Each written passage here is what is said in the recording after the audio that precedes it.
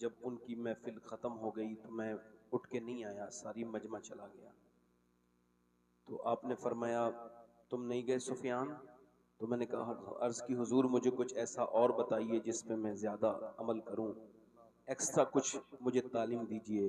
تو خون رسول نے گفتگو کی اور ارشاد فرمایا کہ جتنی نعمتیں تیرے پاس اللہ کی ہیں ان سب کو پہلے کاؤنٹ کر، گن دن میں، جیسے ہاتھ ہیں، پیر ہیں، ناک ہے، جسم ہے، یہ سب سلامت ہے، تو پھر ان سب پر روز شکر ادا کر، صحت کے شکر سے صحت باقی رہے گی، اور اگر تو اپنی اولاد پہ شکر کرے گا تو اللہ تیری اولاد کو نیک بنائے گا، اور اگر تو ناشکری کرے گا تو برباد ہو جائے گا۔ لہٰذا ایک ایک نعمت، اگر کسی کو اللہ نے اچھی آواز دی ہے تو اس کو شکر لازم ہے، اس سے محفوظ ہوتا ہے، بڑھتا بھی ہے۔ یہ کسی پیر صاحب کے تعویذ دینے والے کا وعدہ نہیں ہے، اللہ کا وعدہ ہے لئن شکرتم لا ازیدنکم، تم شکر کرو میں نعمتیں بڑھاتا چلا جاؤں گا۔ ہو سکتا ہے یہ میری زندگی کی آخری تقریر ہو، اس کو اپنے دلوں میں ریکارڈ کر لیں۔ ہو سکتا ہے اس تقریر کے بعد میں کام میں آ جاؤں اور دنیا سے رخصت ہو جاؤں۔ اگر یہ ہو سکتا ہے تو یوں بھی ہو سکتا ہے کہ یہاں کوئی بندہ ایسا بیٹھا ہو جو آج کے بعد پھر کبھی بیان نہ سن پائے۔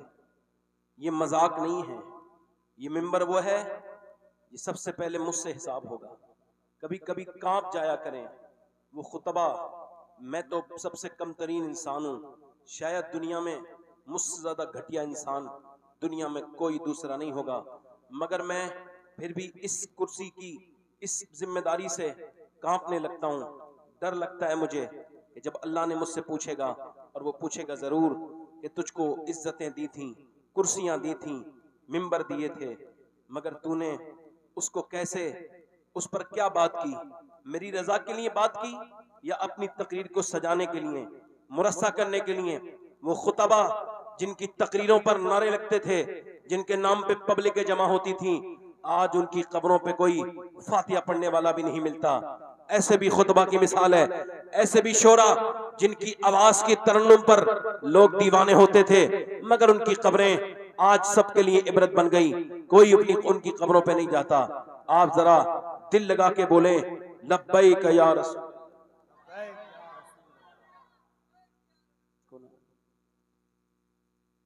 نعرہ تکبیر، نعرہ رسالت، جشن غوث الورا حضرت علامہ مفتی صدیق حسن صاحب قبلہ، نعرہ تکبیر، نعرہ رسالت، علماء اہل سنت، مسلک اعلی حضرت، مسلک اعلی حضرت۔ بیٹھ جائیے، اب میرے پاس تھوڑا سا وقت بہت کم ہے، میں نے بڑی جلدی سے اپنی تقریر شروع کر دی۔ قبلہ ہمارے سبحان اللہ۔